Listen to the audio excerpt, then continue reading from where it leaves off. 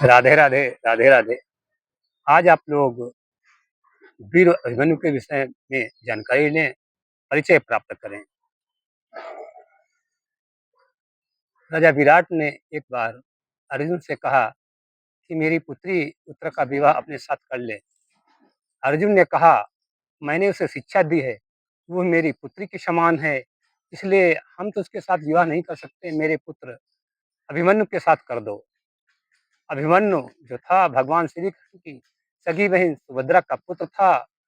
विराट की पुत्री उत्तरा का विवाह जो है अभिमन्यु के साथ हो जाता है और समय पाकर अभिमन्यु ने उत्तरा के गर्भ में पांडव वंश का बीज डाल दिया और वो अंकुरित हो रहा था। उसी समय महाभारत का युद्ध होता है। एक बार जयद्रथ ने भगवान शंकर से वरदान प्राप्त कर लिया कि अर्जुन के अतिरिक्त चारों पांडवों पर मैं विजय प्राप्त करूं और वो हमसे परास्त हो जाएं।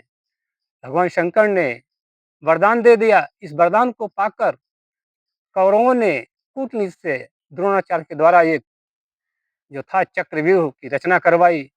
चक्रव्यूह की रचना हो गई। इस बात को जब मालूम हुआ कि पांडवों को कि सुबह युद्ध होना है और अर्जुन बाहर हैं और चक्रव्यूह की पांडवों ने रचना की, अगर हम लोग नहीं जाएंगे तो हमारी पराजय मानी जाएगी।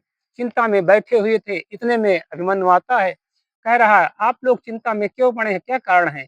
युधिष्ठिर ने बताया, पुत्र कौरवों ने चक्रव्यूह की रचना की और तुम्हारे पिता अर्जुन के अलावा चक्रव्यूह तोड़ना कोई नहीं जानता है और इसीलिए हम लोग चिंता में पड़े हैं।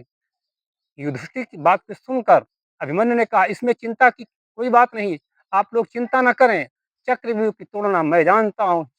तो अचंभित होकर युधिष्ठिर पूछ रहे हैं, पुत्र तुम कैसे जानते हो, मैं तो साथी अर्जुन के रहा, कभी भी नहीं जान पाया, द्रोणाचार्य ने हमें शिक्षा भी नहीं थी, आप कैसे जानते हो, पुत्र तुम कैसे जानते हो। तो उसने बताया, हम जब माँ के पेट में थे तो सुन रहे थे और मनोरंजन के तौर पर पिताजी माँ को सुना रहे थे चक्रव्यूह की भेदन की क्रिया।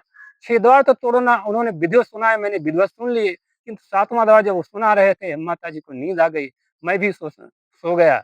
इतनी बात सुनकर भीम ने गदा हिलाते हुए कहा, 7वां द्वार तो मैं अपनी गदा से ही तोड़ दूंगा। न चाहते हुए भी युधिष्ठिर ने आज्ञा दे दी कि चलो पुत्र युद्ध किया जाए। सुबह होता है, युद्ध करने के लिए जाते हैं। दूर से ही अभिमन्यु ने 2 बाण चलाए, द्रोणाचार्य के पैरों के नीचे पास गिरते हैं। दो इस तरह अभिवादन देखकर द्रोणाचार्य हस्तमित रह जाते हैं कि यह तो शिक्षा सिर्फ अर्जुन ही जानते थे, ऐसा कौन है जिसने जो ऐसे बाण चलाकर मुझे मुझे स्वागत किया है। देखते क्या है कि अर्जुन का पुत्र अभिमन्यु आ गया है। अरे आज अभिमन्यु आ रहा है। अभिमन्यु आता है, दोनों तरफ से युद्ध होता है। जयद्रथ प्रथम द्वार पर है, उसने भगवान शंकर से वरदान प्राप्त कर लिया है, चारों महारथियों को रोक देता है। जो चारों पांडव थे अंदर नहीं जा पाते हैं, किंतु जो अभिमन्यु था उसने अपने युद्ध कला के बल पर वो चला जाता है। प्रथम द्वार, द्वितीय द्वार, तृतीय द्वार, चतुर्थ द्वार, 6 द्वार को तोड़ देता है। 7वें द्वार पर द्रोणाचार्य कूटनीति से कहते हैं, अरे महारथियों, अगर इसके साथ अस्त्र रहे और ऐसा युद्ध करता रहे तो ये 7वां तोड़ भी तोड़ देगा।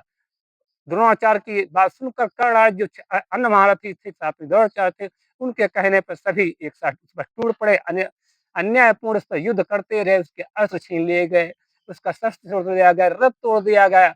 अंत में जब कुछ न रहा तो जो अभिमन्यु था उसने रथ के पहियों को लेकर दुश्मनों पर प्रहार करने लगा। इतने में दुशासन के पुत्र ने पीछे से गदा पर प्रहार कर दिया और अभिमन्यु गिर गया। उस सदा के लिए वीर गति को प्राप्त हो गया।